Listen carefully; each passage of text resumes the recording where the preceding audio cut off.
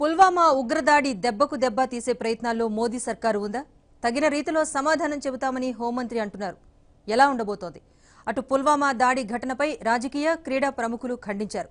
గాయపడిన సైనికులు త్వరగా కోలుకోవాలని కోరుతున్నారు.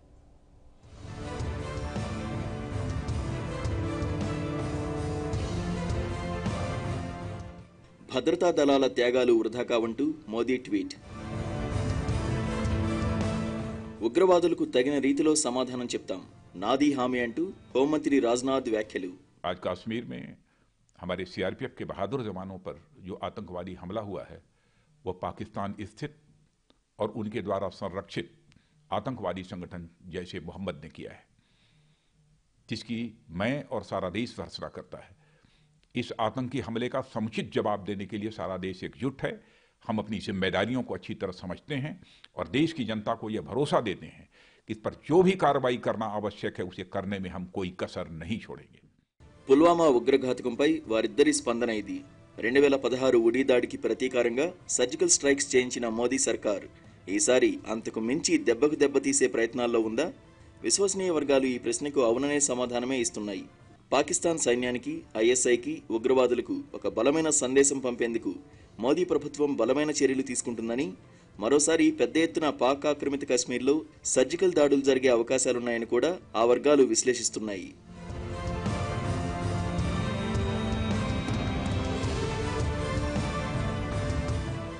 పాక్కు బుద్ధి చెప్పే అవకాశాన్ని మోదీ ఎట్టి పరిస్థితుల్లోనూ వదులుకోబోరని, ఈసారి ప్రభుత్వం చేసే దాడి విభిన్నమైన రీతిలో ఉంటుందన్న అభిప్రాయాలు వినిపిస్తున్నాయి. పుల్వామాలో జవాన్లపై దాడి జరిగిన సమయానికి ప్రధాని ఉత్తరాఖండ్ పర్యటనలో ఉన్నారు. దాడి గురించి తెలియగానే ఆయన జాతీయ భద్రతా సలహాదారు అజిత్ దోవల్తో మాట్లాడారు. అనంతరం దోవల్ భద్రతా దళాధికారులతో అత్యవసర సమావేశాన్ని ఏర్పాటు చేశారు. జమ్మూ కశ్మీర్ గవర్నర్ సలహాదారు విజయ్ కుమార్ కూడా ఈ సమావేశంలో పాల్గొన్నారు.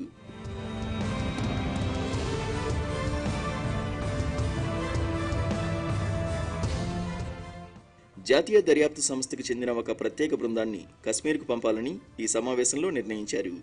ఐజీ ర్యాంక్ అధికారి నేతృత్వంలో 12 మంది ఫోరెన్సిక్ నిపుణులతో కూడిన బృందం అక్కడికి చేరుకుని దీనిపై దర్యాప్తు చేయనుంది. వారితో పాటు ఉగ్రవాద వ్యతిరేక కమాండో దళం ఎన్ఎస్జీ కూడా కశ్మీర్కు వెళ్లి దర్యాప్తులో సహకరిస్తారని కేంద్ర హోంశాఖ అధికారులు తెలిపారు. కేంద్ర హోంమంత్రి రాజ్నాథ్ సింగ్ ఈ ఘటనపై ఇంటెలిజెన్స్ బ్యూరో స్పెషల్ డైరెక్టర్ను కలిసి చర్చించారు. ఐబీ డైరెక్టర్తో అజిత్ దోవల్తో కూడా రాజ్నాథ్ మాట్లాడారు. అలాగే దాడి తదుపరి చర్యలపై చర్చించేందుకు కేబినెట్ కమిటీ ఇవాళ భేటీ కానుంది.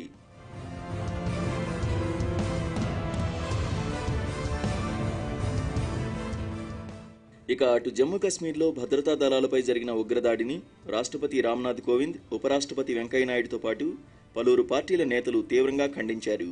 పుల్వామా దాడి పిరికిపందుల చర్య అని, అమరులైన జవాన్లకు జాతి నివాళులర్పిస్తుందని కేంద్ర మంత్రి జైట్లీ అన్నారు. ఉగ్రవాదులకు మరిచిపోలేని గుణపాఠం చెబుతామన్నారు.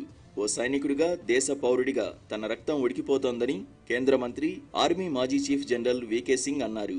ఉగ్రవాదులది పిరికి చర్య అని, మన సైనికుల ప్రతి రక్తపు బట్టుకు ప్రతీకారం తీర్చుకుంటామని హామీ ఇస్తున్నానని చెప్పారు.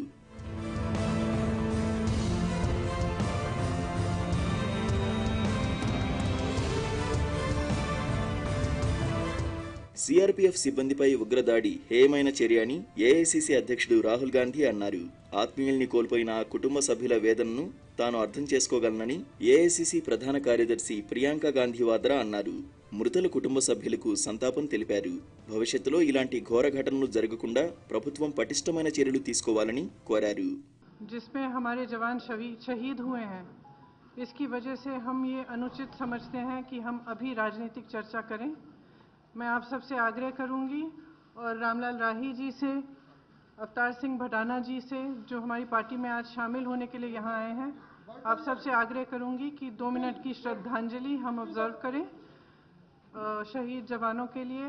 और मैं उनके परिवारों को कहना चाहती हूँ कि इस दुखद घड़ी में एक एक देशवासी आपके साथ है। हम सबको बहुत दुख हुआ है, आप हौसला बनाए रखें, आपके साथ कंधे से कंधे मिलाकर हम खड़े हैं। పుల్వామా దాడి ఘటనను క్రికెటర్లు తీవ్రంగా ఖండించారు. వీరమరణం పొందిన సైనికులకు నివాళులర్పించారు.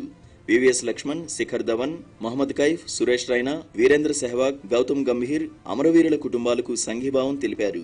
ఉగ్రదాడికి పాల్పడిన వారికి కఠినంగా శిక్ష పడాలని, గాయపడిన జవాన్లు త్వరగా కోలుకోవాలని దేవుణ్ణి ప్రార్థించారు. పుల్వామా ఉగ్రవాద దాడిలో పెద్ద సంఖ్యలో జవాన్లు మృతి చెందడంపై ఏపీ సీఎం చంద్రబాబు దిగ్భ్రాంతి వ్యక్తం చేశారు. ఇది ఒక కిరాతక చర్య అన్నారు. పుల్వామా దాడి గురించి చెప్పేందుకు మాటలు కూడా రావడం లేదని మంత్రి కేటీఆర్ ట్వీట్ చేశారు.